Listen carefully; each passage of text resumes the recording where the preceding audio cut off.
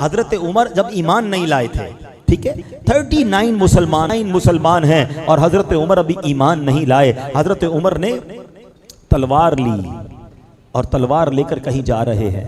ایک صحابی نے راستے میں روکا، عمر کہاں کا ارادہ ہے؟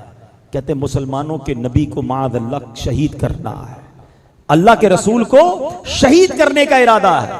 کہا اے عمر کیا کر رہے ہو؟ یہ قبیلے تمہارے خلاف ہو جائیں گے.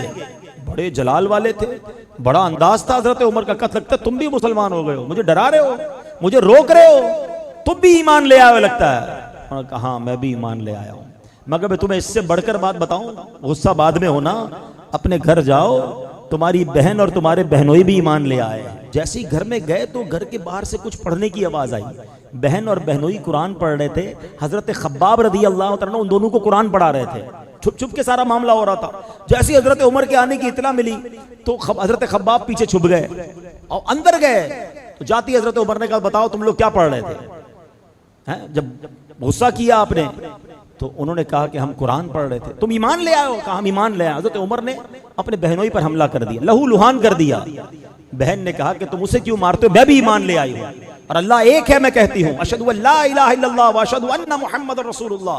حضرت عمر نے بہن کو بھی مارا.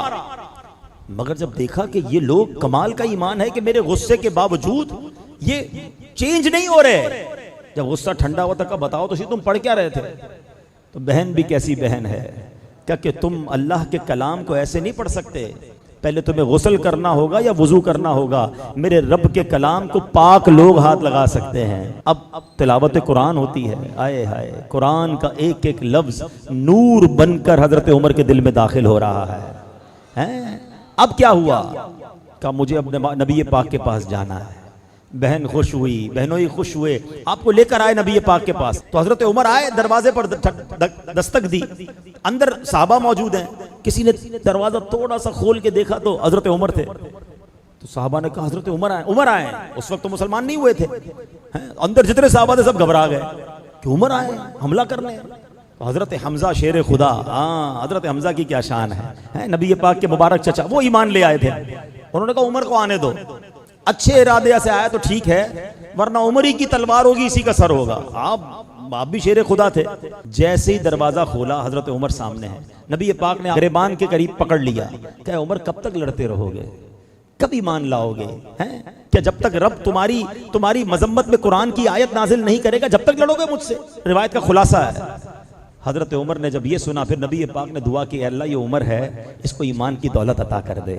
زبان مصطفیٰ سے دعا نکلنی ہے اللہ اکبر. حضرت عمر نے کہا میں گواہی دیتا ہوں اللہ کے سوا کوئی عبادت کے لائق نہیں. اشہد ان لا الہ الا اللہ واشہد ان محمدا عبدہ ورسولہ. اللہ اکبر. جب حضرت عمر ایمان لائے مسلمانوں کو اتنی خوشی ہوئی، سب نے مل کر نعرہ تکبیر ایسا لگایا کہ مکے کے پہاڑ گونج اٹھے.